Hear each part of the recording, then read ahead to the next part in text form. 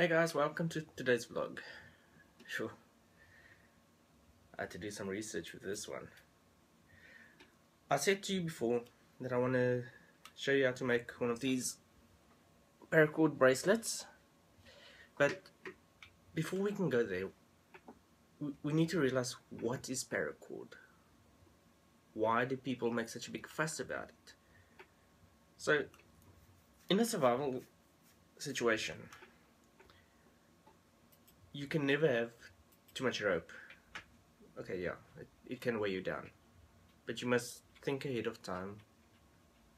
Remember I'm gonna use the 6 P's of survival. There's actually 7, but until I can find a reason for that, one of the middle P's, I'm using 6 because I want to keep it clean. Proper planning and preparation prevents poor performance. I'm sure there's a reason for that extra P, but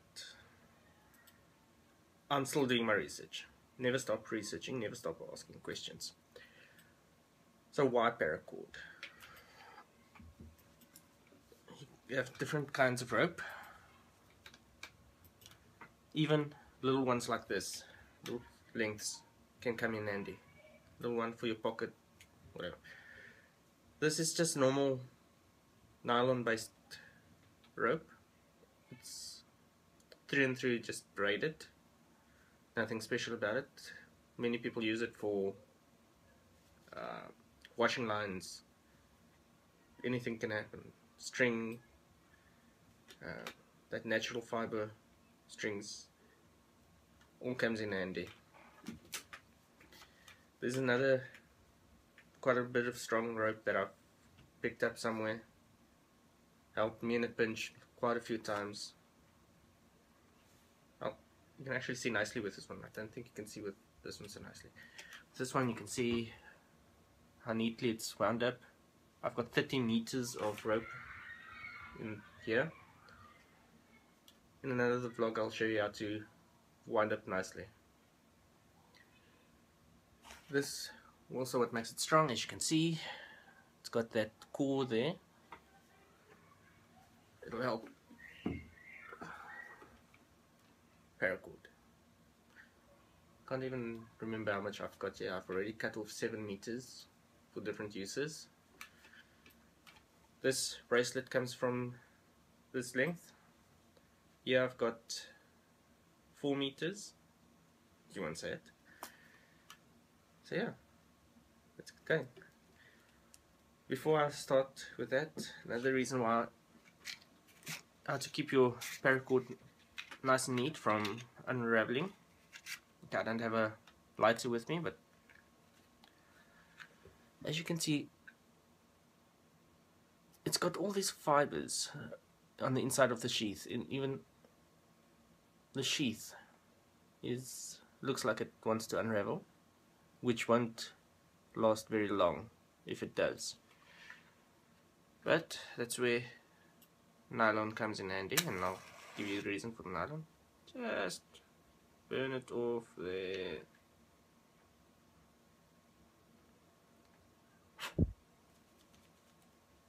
Stinking out the office.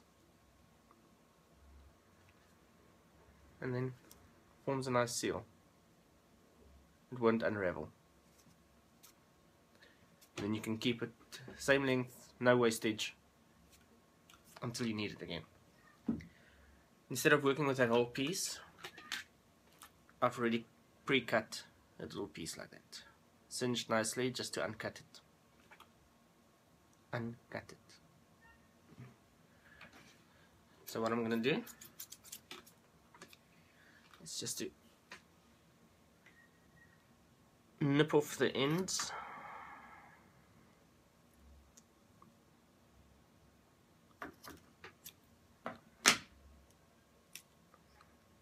As you can see, there's the core on the inside, and that'll be handy for just now. Okay, so like I said, I did my research on this one, and not to go off par, I've made my notes. So everybody talks about paracord, paracord, paracord this, paracord this. Why paracord? Where does it come from? What makes it so special? Originally, paracord was used in World War II in the United States. It was paracord, parachute cord. It was the suspension lines for the parachutes. And it had to be strong and it had to be reliable. From after the World War II, it was available to the public commercially, first by military surplus stores. From there, a little bit more, and today we can buy it in shops, wherever.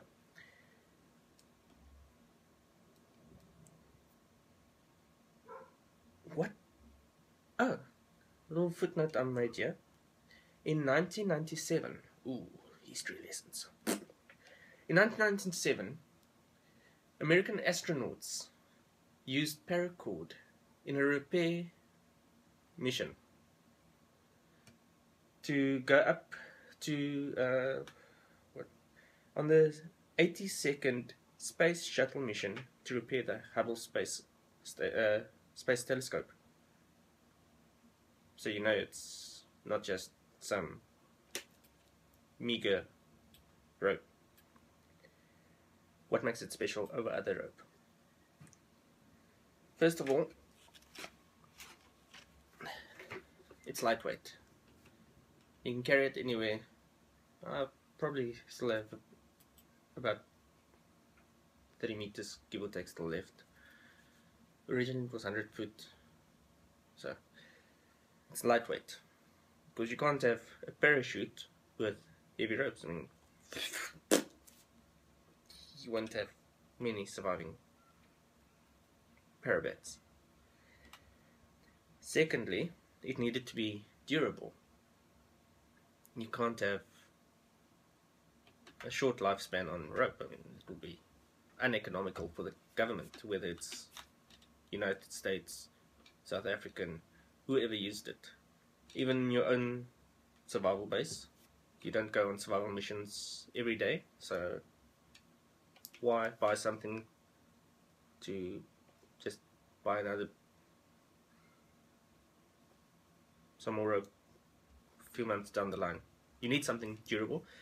So back in the days when it was still used, when it was designed by the military, there was an instruction given that it needed to be nylon, and that's because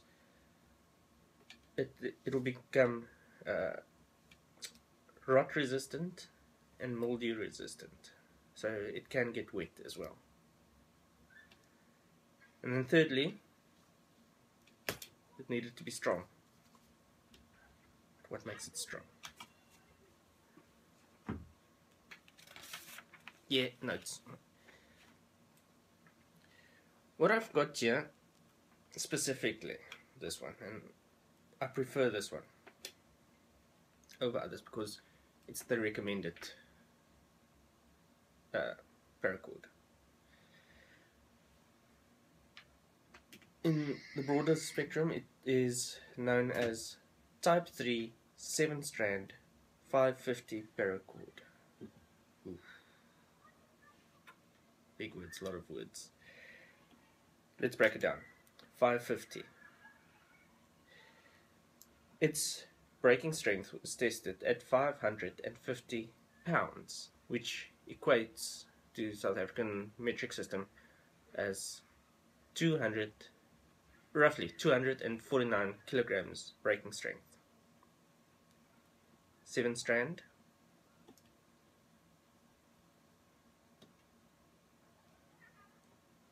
If I open this up a bit,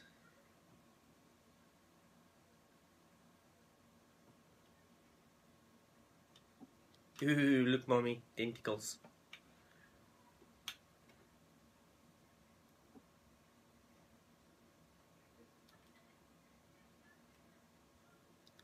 There's 7 strands. This one's already unraveling.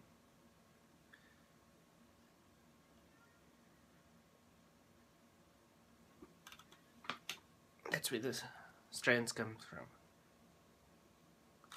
And then each strand is further twisted up. So much so that this one doesn't want to unravel. 1, 2, and 3.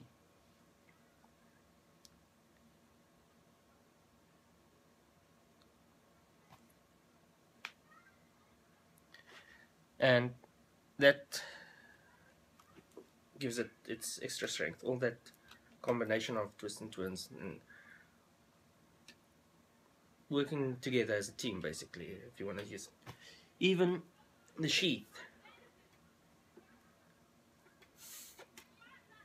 It's empty now.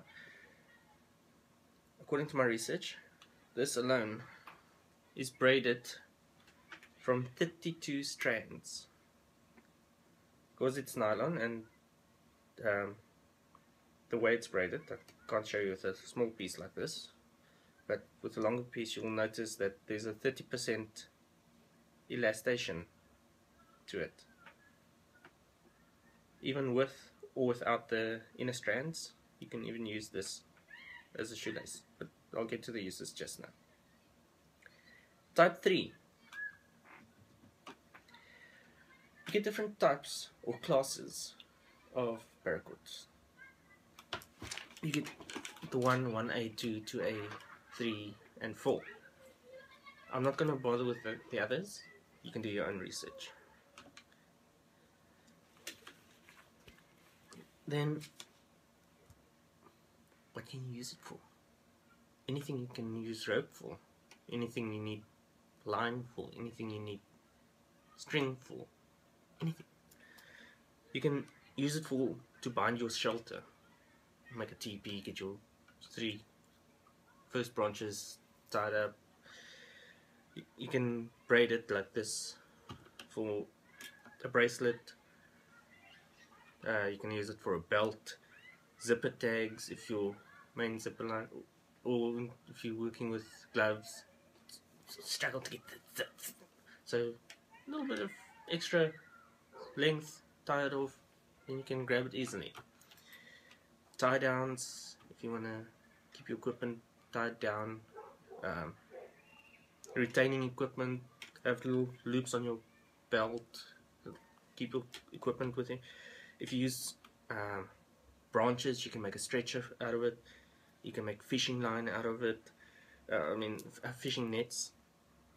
You can use it as a sling for a broken or sprained arm. You can use it to secure splints for a broken leg. As I said, shoelaces.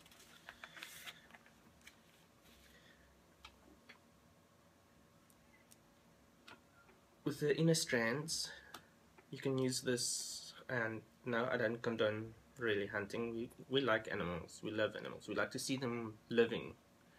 But in a survival situation, you need food. You need to hunt.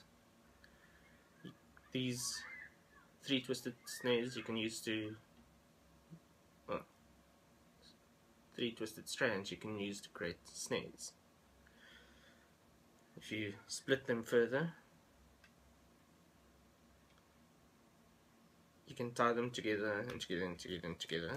And if you've got 1 foot of paracord, you'll have 7 feet of twisted strands, and then if you split it further, you have 21 feet of the little strings. So it will make nice for fishing line. If you need to sew up a tear in your tent or tear in your outfit, your own creativity limits what you can do with paracord. So yeah, probably sounded a bit boring. But for those who want to know, that's the basics of paracord. And yeah, I'll get to the binding and threading of the bracelet